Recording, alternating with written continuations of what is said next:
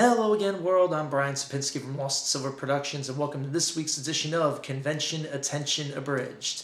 And for all you Pokemon Go players out there, well, all I gotta say is, hey, buddy. Alright, so let's get the Pokemon news out of the way first. We'll start, of course, as I just mentioned, with Pokemon Go, and of course, you know by now, if you're a player, that the new buddy system is in effect.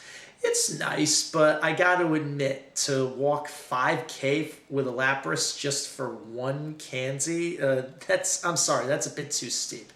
But I digress. Anyway, enough about the game. You know too much about it, right? Let's get to some actual anime news. Previews have now begun airing in Japan for the new Sun and Moon anime later this year, and the buzz is already spreading as for the first time, Ash's travels to the Alola region will see him competing not in the leagues, as he did everywhere else, but in school. So now apparently Ash will be stuck in 5th grade forever too, I guess. Now, personally, I don't know whether this is going to be a good thing or not. I mean, it'll make people very briefly, and I mean briefly, forget that the writers made Ash lose yet another league after he comes ever so closer.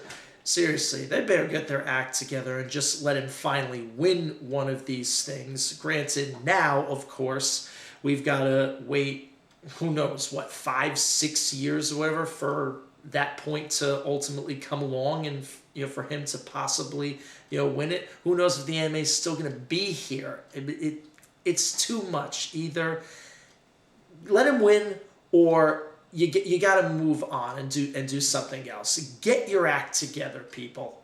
What the Pokemon team does have together is the upcoming series of Pokemon Generations specials that began airing on the official Pokemon YouTube channel on Friday. A series of 18 3 to 5 minute shorts that expands upon the Pokemon Origins specials from a couple of years ago will showcase iconic moments from the game's history, including the invasion and takedown of Team Rocket's fortress to the capture of the Red Gyarados and everything in between from all 6 generations to date. Will your most memorable gaming moment be among them? Stay tuned to their channel to find out. Live-action anime films, as we know, have always been a dangerous prospect for a lot of the fans out there. But the new Netflix Death Note film that's coming out next year may just perhaps be the most dangerous one of all. In an interview with film news website Collider, Death Note director Adam Wingard addressed how Netflix's lack of a rating system will affect the tone of the film. Wingard's response was that the adult themes of the anime would be retained, as the film will contain swearing, nudity, and, quote, a ton of violence. In other words, younger fans should exercise significant discretion before they see this, if they should even see it at all. On a lighter film note, One Piece Film Gold is still making its way to here in the States, among other countries. While we wait, Funimation and Crunchyroll streams the Heart of Gold special that tied in with the movie the week before its Japanese premiere back in July. That stream was subtitled, and now Funimation announced this week that the special would be dubbed for American audiences in the near future. Perhaps the movie itself won't be so far behind. Of course, One Piece is making airwaves and waves in general in Japan this week for other reasons. Any One Piece fan here in the States worth his weight in straw hats knows about the terrible, dreaded 4Kids dub from back in the mid-2000s and the awful opening rap sequence that led off every show. Yo ho ho, we took a bite of gum gum. Ugh. Seriously, what were we thinking? Well, Japan's getting a small taste of that rap this week because Luffy's in a new ad campaign for Fanta soda. And of course, Japan gets off easy because the ad's only 15 seconds long. The least they could have done was subject Japan again to those Fanta girls from back in the day, right? Remember them? Wanna Fanta? Don't you wanna Fanta? Don't you wanna? Staying with Funimation and Crunchyroll for a moment, we know that many of you out there prefer to watch subtitles versus dubs because dubs can often butcher the message of the original. Speak of what we just talked about with One Piece.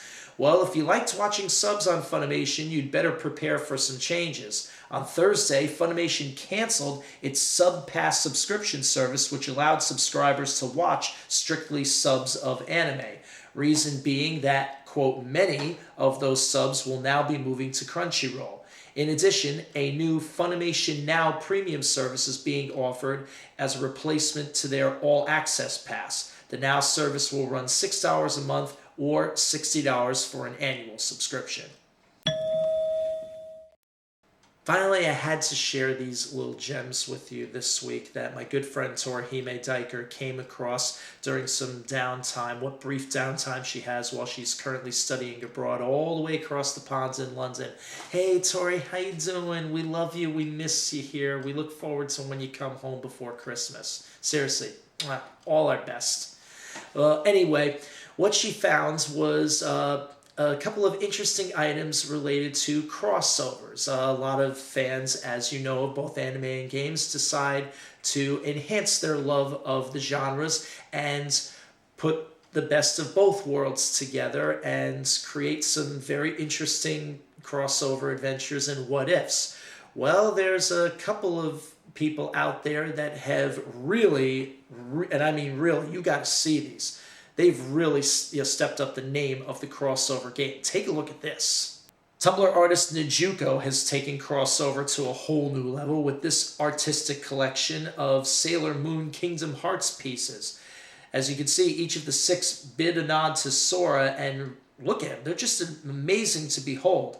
I mean, look, just from an outfit standpoint, I have to say they really capture the perfect mix of both universes within the same outfit. And I could easily see this becoming a cosplay series by some talented cosplayers out there.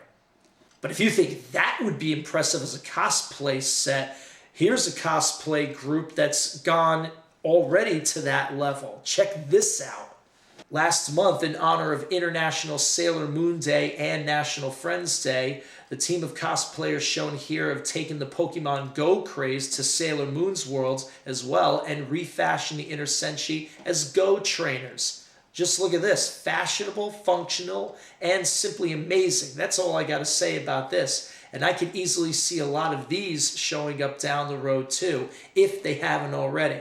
Hey, when you're done here, give a major shout out to the cosplay pages of these 5 ladies. They all deserve it.